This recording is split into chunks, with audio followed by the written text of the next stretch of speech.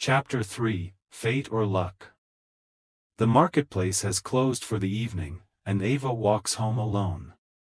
Her steps are slower now, her belly, a testament to the life she was carrying within, very round now as her pregnancy nearing its final days and her body adjusting to the weight of approaching motherhood. She had been diligent assisting Mireille, the kind-hearted old woman who had taken her in when her father had cast her out, shunning the very sight of his pregnant daughter as though she were a disgrace. Each day in the market felt like a small victory, a collection of coins from sales, a few smiles exchanged, all for the hope of securing a better tomorrow for her child. Ava brushed a strand of hair from her face as she exits the bustling market, and clutches the small basket of remaining produce, Mireille's voice still echoing in her mind, "Rest when you can, child. The body speaks, listen to it." But tonight, she had chosen to take the long way home, soaking in the fading warmth of the setting sun. She moves past the fountain, when something catches her eye, a wallet, discarded on the ground. Ava hesitates, looking around. The street isn't empty, but no one seems to notice the fallen leather pouch. She bends carefully, picking it up. The initials ND are carved into the spotless leather. Ava studies it for a moment, then glances up. A man walks briskly ahead, lost in thought, tall, well-dressed, his movements sharp and deliberate. He doesn't seem to realize what he's lost. Ava exhales, gathering the courage to call out. "Sir! You dropped your wallet." The man halts mid-step, turning toward her. His gaze settles on Ava, briefly scanning her face, the slight strain in her posture, the weight she carries. He steps closer, brows furrowed. He glances down, realization dawning. "I didn't even notice. Thank you." "It's no problem," Ava stammered, feeling the burden of her own circumstances weigh heavily on her heart. In the back of her mind, she dared not forget that she was still grateful for Mireille, she affectionately nicknames Mom in her heart, for helping her. He reaches for the wallet, fingers brushing against Ava's in the exchange. A moment passes, silent, unspoken, fleeting as she attempted to retrieve from the moment, perhaps to say goodbye, when her body twisted in a sudden pang. A sharp jolt ran through her, forcing her to gasp. Every breath grew labored, and she pressed a hand against her belly, cradling the life within her. "I think," she stammered, trying to articulate her thoughts through the waves of pain. "The baby. I'm in labor." "Labor? Right now?" Nathaniel's, as that is his name, eyes widened. "Here, let me help you. We need to get you to hospital." Ava clenches her jaw, trying to steady herself. The world tilts, pain thrumming through her body. And just like that, her life is about to change. Ava barely registered the world around her, the dim streetlights, the muffled voices of passers-by, the weight of her own body sinking into pain.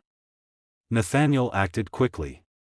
His sharp gaze flickered between her strained breaths and the growing urgency in her face. He reached into his pocket, pulled out his keys, and steadied her with one arm. Ava, suffering but cautious, asked, "Where are you taking me?" "Urgent, come on, I'm getting you to the hospital." Ava clenched her jaw, breathing through the tightening pressure in her belly. She wasn't ready. Not yet. Not here. She managed to say, "I go to the general hospital." The sleek black car was parked just a few feet away, expensive, pristine, a vehicle that belonged to someone with far more stability than she had ever known. Nathaniel opened the passenger door, guiding her inside with surprising gentleness. The moment her seatbelt clicked into place, he was already behind the wheel, shifting into drive. "Nathaniel, firm, hold on." The tires screeched against the pavement as they pulled into the road, speeding through quiet intersections, streetlights flashing overhead. Ava pressed a hand against her belly, her breath shallow, the world tilting. The reality of the moment sank in. She was in a stranger's car, racing toward an uncertain future, but what she didn't know is that soon, everything was going to change. "Breathe, Ava," Nathaniel encouraged as she winced.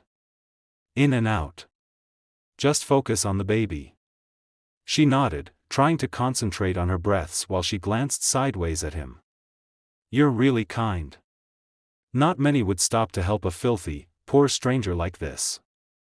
"That's not true," Nathaniel protested, glancing at her with sincerity. "You're not just a neither filthy nor a stranger. You're my lifesaver, and about to bring a new life into this world." "That's beautiful, you're stronger than you think, and you'll do whatever it takes to help," he said, determination filling his eyes. He didn't know why he was talking like that. He shouldn't, he was reasoning with himself. "Please. Call my mum. Her name is Mireille." Nathaniel snapped out of his thoughts and pressed the call button. The line rang, cutting through the silence in the car. "Child. Where are you?" Mireille's voice came panicking, unsteady.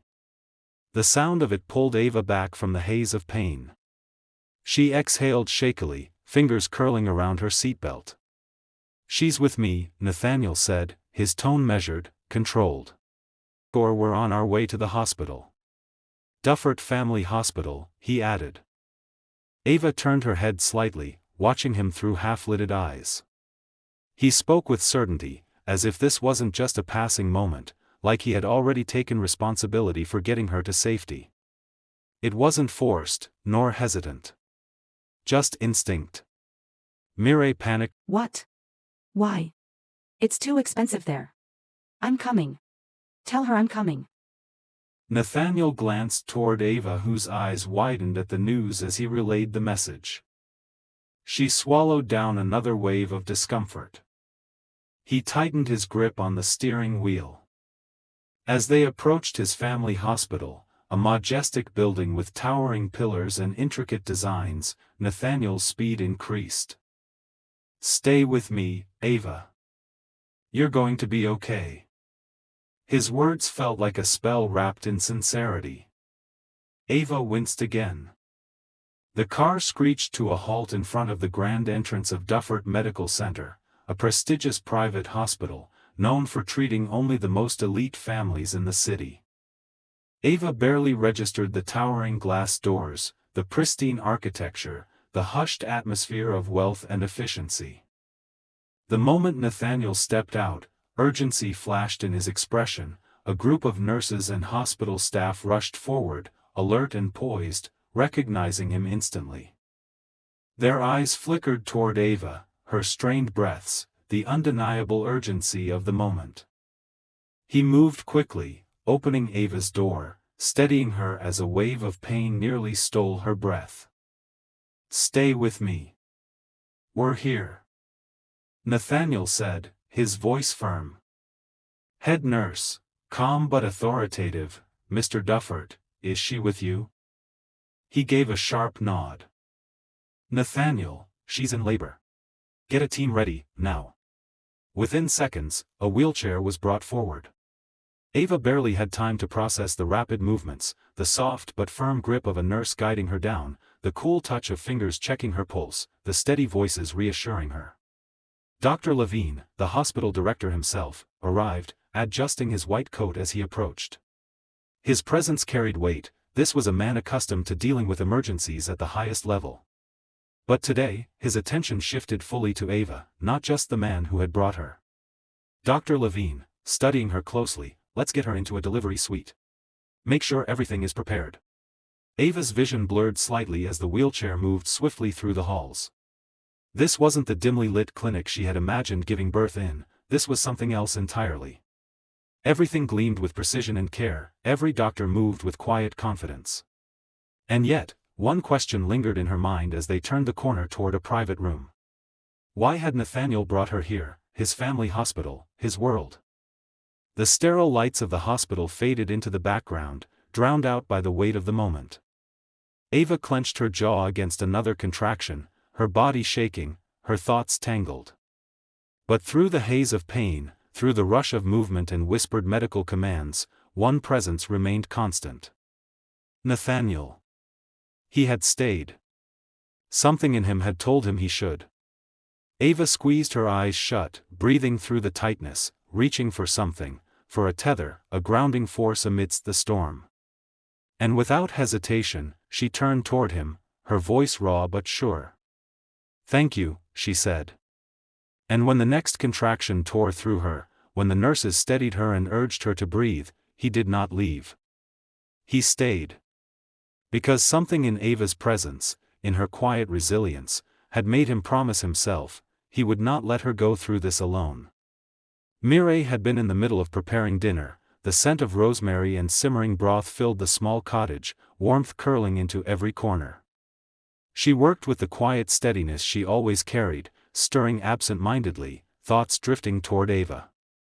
Then, the phone rang. Her heartbeat quickened at the unfamiliar number, the voice on the other end urgent. Mireille barely heard the rest.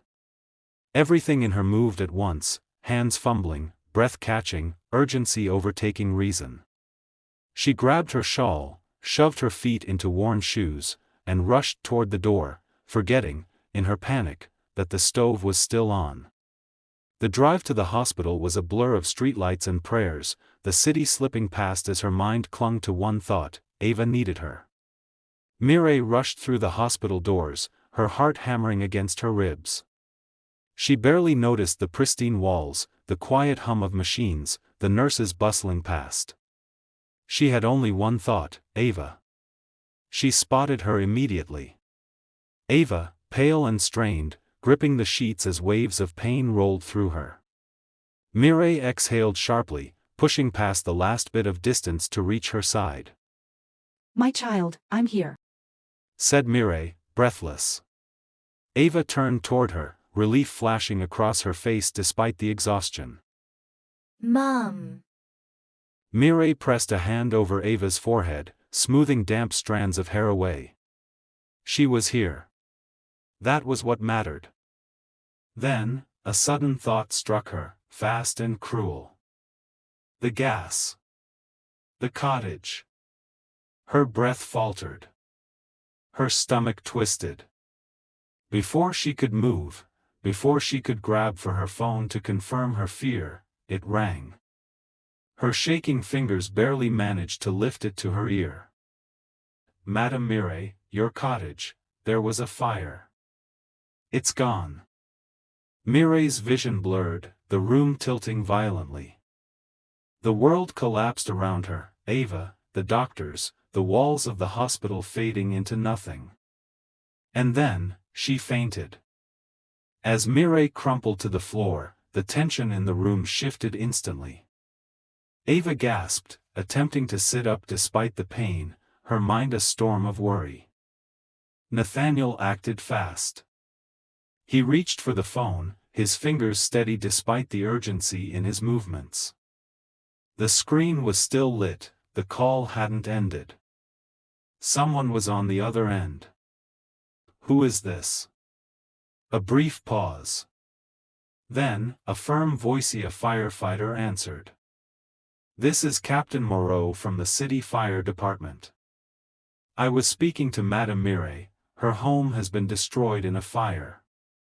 The weight of the words sank in. Nathaniel's gaze flickered to Mireille's unconscious form, then to Ava, who was staring at him with wide, fearful eyes. She didn't know yet. The cottage, her home, their safe haven, was gone. And now, everything had changed.